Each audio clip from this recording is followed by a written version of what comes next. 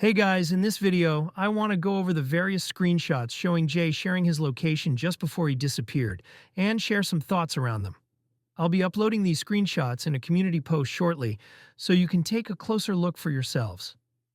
In my earlier video about Jay's phone, I pointed out that Jay's identifier lacked a profile image, and I also mentioned the widely held belief that Jay had two phones with him in Tenerife, which could play a big role in all of this. But we'll come back to that later. The screenshots that matter. From what we know, there are a few key screenshots that are the only known proof of Jay's phone, showing his or his phone's precise location in Moscow.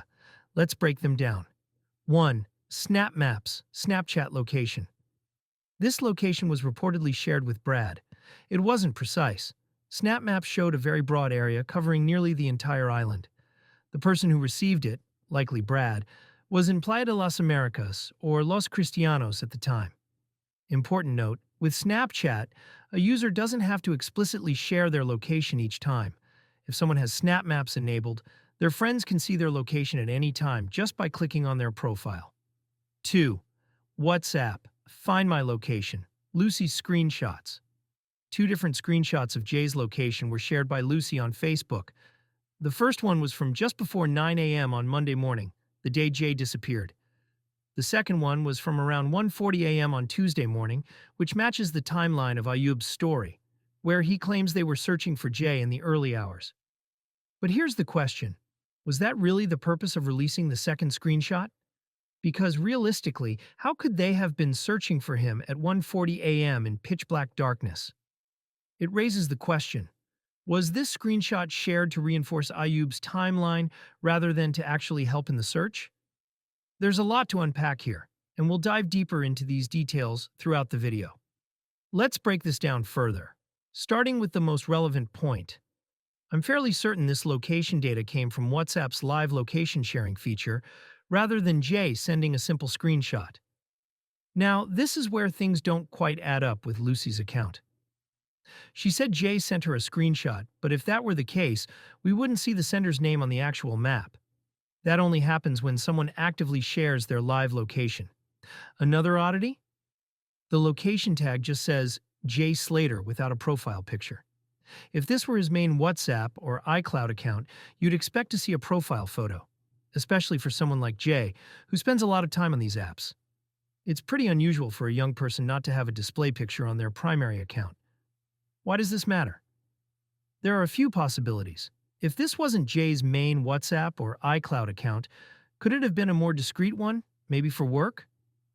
Or, more concerningly, could someone have set up a separate account and renamed it to make it look like Jay's location? And what about the two-phone theory? If this was a work phone, could it have been monitored by third parties? If someone else set up the phone, they could have enabled tracking, keeping tabs on its movements. One final thing to consider. I've speculated before that Jay's phone could have been wiped remotely. But it's important to note that in newer versions of iOS, an iPhone can still be tracked even after a remote wipe, as long as it has power and a network signal. This raises even more questions about who had access to that phone, and what could they have been tracking it. Alright, moving on. There are several inconsistencies with this screenshot.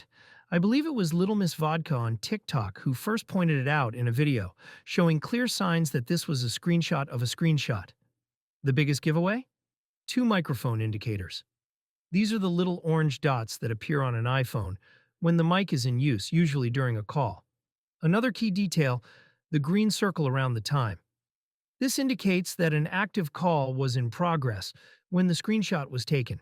Add that to the high battery percentage, the charging indicator, and the fact that the phone was connected to Wi-Fi, and it strongly suggests that this wasn't taken on Jay's own phone.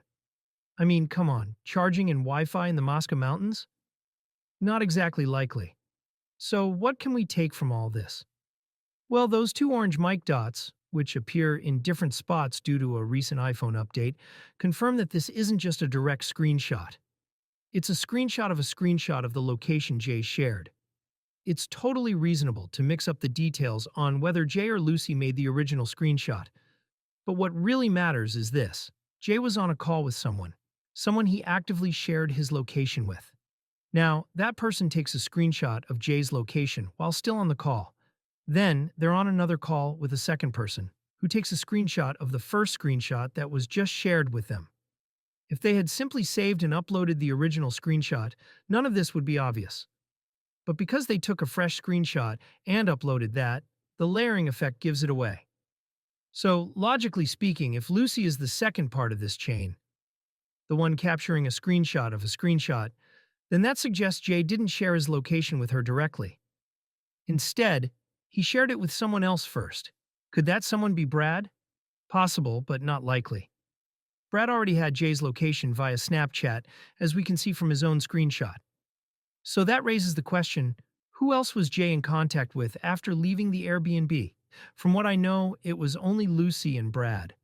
I would also like to touch on, and why I don't feel the location was shared with Lucy herself, is that the person who it was shared with could at any point on their phone go back to it and interact with it like a normal pin on a map. So if Lucy had the original location data, she wouldn't have needed to upload it to Facebook and ask if anyone recognized the spot.